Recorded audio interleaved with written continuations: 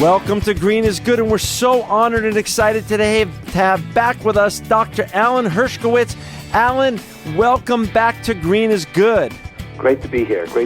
Hey, Alan, last time you were here a couple years ago, you started laying out your vision for, greening the whole sports industry. And you gave a fascinating statistic a couple years ago as to why and how you were going to do this. And the why was you related, you had to go to where America was with regards to loving the sports industry. Can you give a little bit of that highlight again with regards to how America loves science versus sports, etc.? Yeah, sure. And thanks for doing this show. Yeah.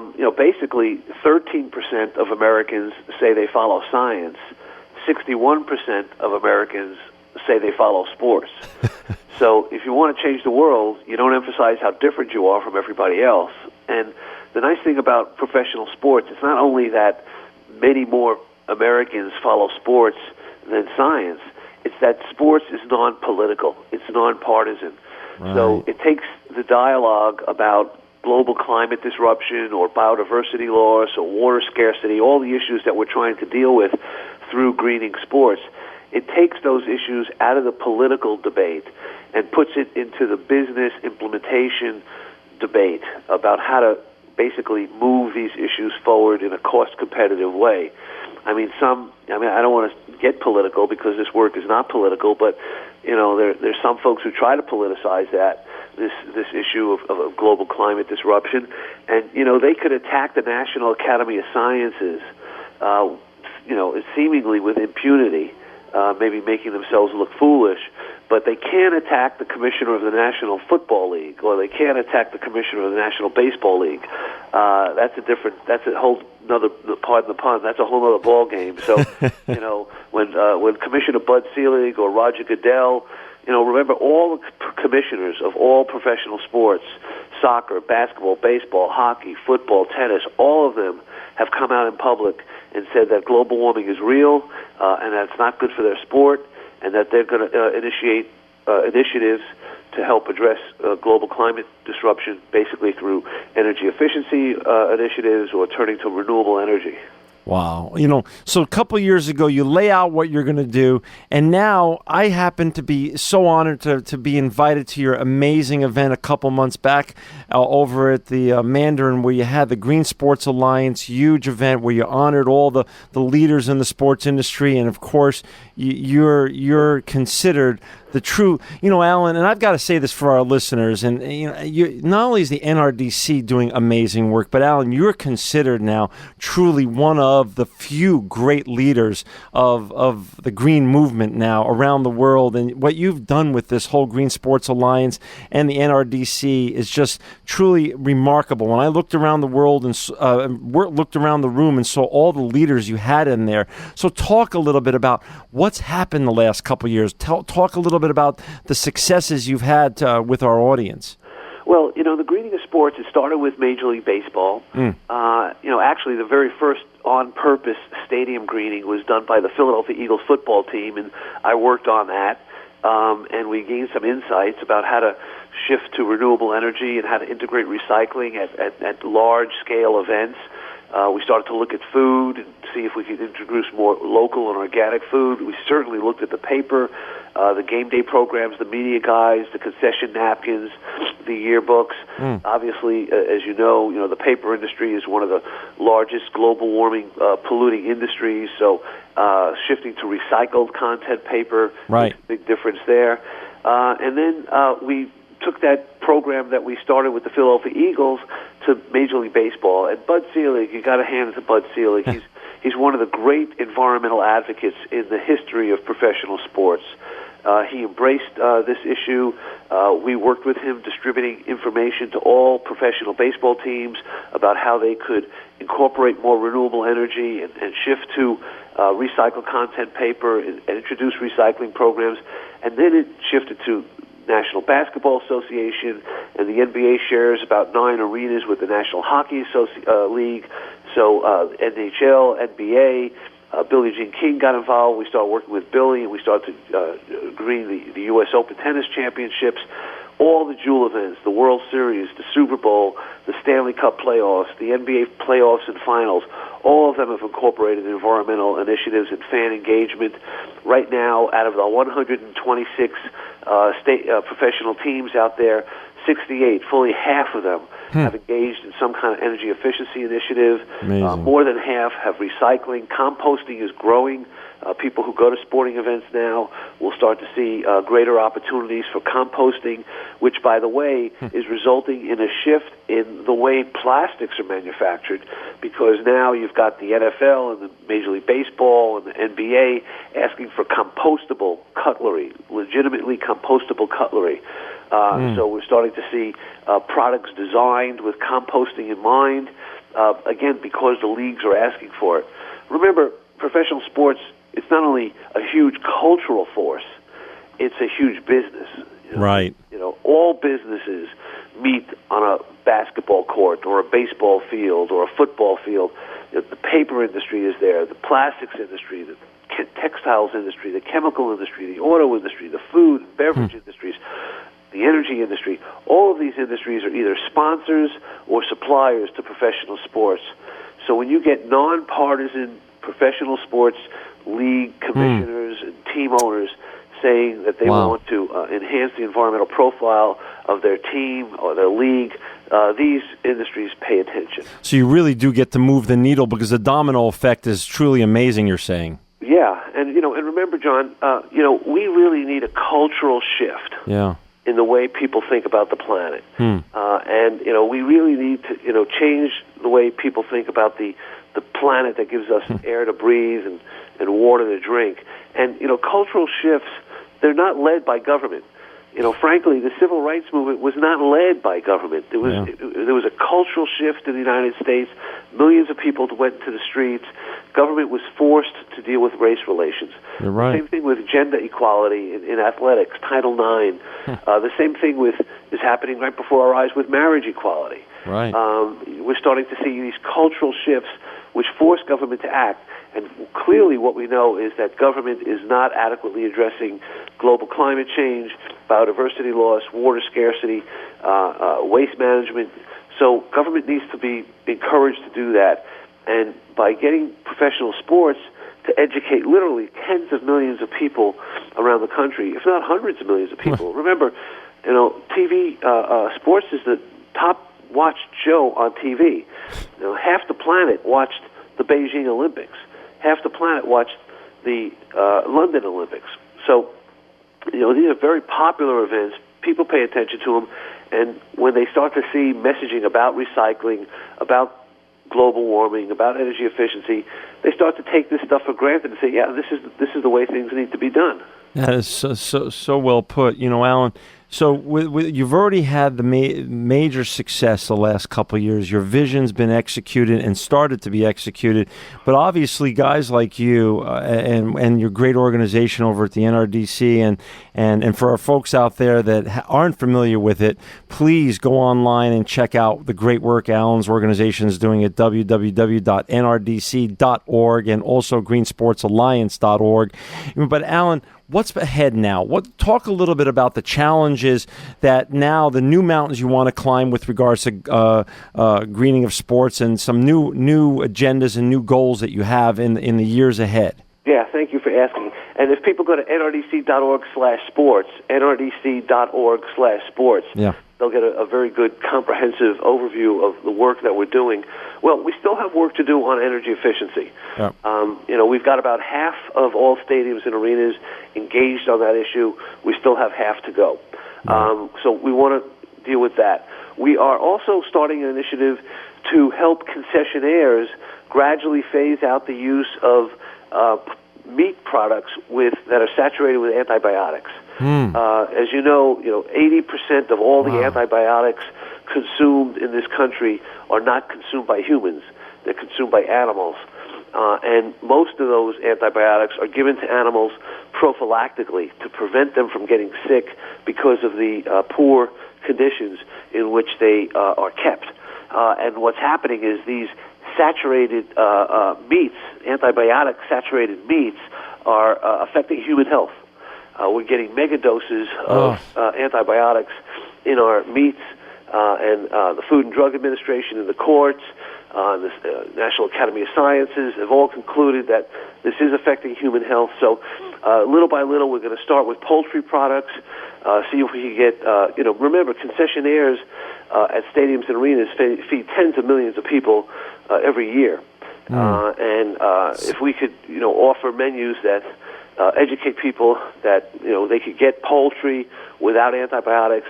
My holy grail is to get an antibiotic-free hot dog at baseball games. The hot dog is such an iconic You're food. You're right. And if we could, get that message that, we've got antibiotics out of hot dogs, I think that could help move the market. We are also starting to look at the way some of the clothing is produced, some of the textiles. Okay. Obviously recent catastrophes in Bangladesh and other parts of the world have alerted people not only to the social conditions, but to the ecological conditions that are associated with the manufacturing of clothing. So there's still a lot of work to do, and we have fan education. We're still producing public service announcements. We produced public service announcements for the NBA and for the National Hockey League and for Major League Baseball. These have been seen by 50 million people on broadcast TV, which educates them about the league's initiatives on renewable energy and solar energy, and reduced packaging and water conservation. We still have water conservation initiatives to do. There's still a lot of stadiums and arenas that are flushing drinking water down the toilet, down the urinal. That doesn't make sense. We think we could save them money, and conserve water at the same time. So there's still a lot of work to do. It's a big industry. And we're taking it global also, working with stadiums in South America and in Europe.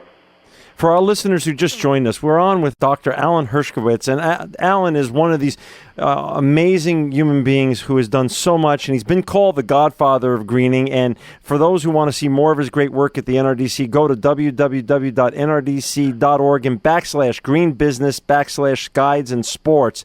You could see a lot of this great work that he's doing. But for those of you who don't even know Alan, I've got to tell a little secret about him. If he doesn't get you in the sports industry, and if he doesn't change your mind with regards to the greening of sports, he's going to get you somehow. He's also in charge of greening the Academy Awards. So whether it's sports or entertainment, Dr. Alan Hershkowitz is going to get you. But listen, Doc, talk a little bit about, is it all about, you talked about great people and leaders that have totally bought in and have totally worked with you, like Bud Selig, etc.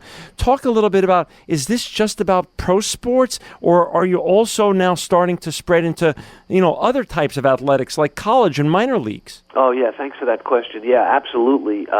Environmental initiatives at college athletics facilities.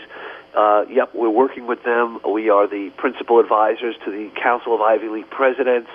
We're working with colleges around the country. It's growing like wildfire, and it's so satisfying. College students, they're into sports. They're very much into environmental stewardship. When you merge the two, they're very excited. These days, college athletes, and there's 400,000 college athletes just in the NCAA. And as we know, there's a lot more college athletes who are playing intramural ball that have nothing to do with the NCAA. So sports, is rampant throughout colleges around the country. And sports management is a growing major, and environmental science, environmental policy is a very popular major. So merging sports and the environment at colleges has been a very, very successful initiative. Last year, we came out with a report called Game Changer that documented the leaders in professional sports at stadiums and arenas around the country. This August, we're coming out with a report, a follow-up to Game Changer, that focuses on leaders in college sports. If people want to see copies of Game Changer, they just have to go to nrdc.org/GameChanger, or they can go to nrdc.org/sports, and they can find the pro sports document on the web. And this August, we'll be releasing a similar document with college athletics. Yes, the minor leagues and spring training facilities are also incorporating environmental stewardship initiatives into their operations. We are really, this is a movement that we helped launch, literally less than 10 years ago, and it is just, taken off around the world. It's one, I've been doing this work, environmental advocacy work, environmental research for about 35 years, and I have to tell you, this is the most satisfying initiative I've ever worked on, and certainly one of the most successful. That's amazing. Alan, I want to step back a little bit just from the topic of just playing sports, which are just so compelling. And our listeners, when you first came on and spoke about this, we got more response and more emails and more contact from your one show than any other show we've ever done. That's why we're so excited to have you back on. But a lot of the questions also come up around, the next generation. And there's so many college students, not only in the United States, but around the world that listen to this show, and high school students. And they all get inspired by great leaders like you. So I want to step back a little bit and talk a little bit about your journey. How did you become an environmental advocate? Where did this come from in your background, and how did you end up where you are today? And where is and talk a little bit then, turn towards the future after you explain that to our listeners. Are you hopeful about where we're going on this path? Well, yeah. I mean, look, we're facing some, great issues. I don't know that these are resolvable in my lifetime, frankly. But many people fought for the abolition of slavery, and it wasn't resolvable in their lifetime. And of course, suffrage and voting rights for women. Many people fought for a long time on that. And didn't see accomplishments, success in their lifetime either. So all of these things are big journeys. I started, and remember, let me remind your listeners that, the best careers are unplanned. Well put. Yeah, so there's a lot of need for people to work on the issue of environmental stewardship. NRDC, my colleagues and I, we are now developing collaborations with the Wharton Business School, with the Presidio Graduate School in Business, to develop curriculum for sports management, in greening of sports management, so people will have sports management degrees that also incorporate environmental considerations. I would just advise people, follow your heart. Certainly, a good grounding in some science is important. Good grounding in policy. Good grounding in philosophy. In ecological theory. My own journey, I did my PhD work back in the late 70s and early 80s on electric utilities, and started to study waste management. John, as you know, I do a lot of work on waste management issues, and I've been doing that for decades. And frankly, we started to study the paper industry, because that's such a big part of our waste stream. And that's when I started to look at the toilet paper that was used at stadiums and arenas, and we started to see that toilet paper was often coming from ecologically irreplaceable forests that have existed for hundreds of years. We were cutting down these forests for a product that we use for 5 seconds. So we tried to promote the use of recycled. Right now, the use of recycled bathroom tissue at the Oscars, at the Grammys, at stadiums and arenas throughout the country is widespread. That's very valuable, because toilet paper cannot be recycled. So if it's the end of the consumer chain, it should be made from a waste product. There's many ways to get into this. You can get into it through water issues. You can get into it through waste issues. You can get into it through food issues. Food is a gigantic issue, a growing issue. We need people to work on the issue of safe and healthy food, certainly trying to reduce the amount of antibiotics that are saturating meats, getting people to think about alternatives to meat also, eating lower on the food chain. Textiles, we need people in the clothing industry that are bringing environmental consciousness. Certainly, of course, the energy industry. There's, every industry, energy, water, food, textiles, beverages, transportation, all of these industries need environmental stewardship. So for your listeners out there, anything you do, you can incorporate and overlay environmental progress. So for the next generation behind you, the message is there's lots to do. Roll up your sleeves if you want to be involved and you want to be a green leader one day. It's all out there to be done. It's urgent work. It really, and actually everybody needs to do something. And, there is no one big undertaking that we could carry out that's going to deal with global climate disruption. There is no one big initiatives that we can carry out that's going to stop ocean acidification or bring all the fish back. There's no one. Small initiatives lead to big changes. We can't do big things. We can only do small things, relatively small things, because we're talking about the planet. So, there's nothing too small. There's nothing too small. Everybody, should do whatever they can. Well, we're going to have you back on, Alan. You're always amazing. Dr. Alan Hershkowitz, the godfather of greening. You are truly living proof that green is good.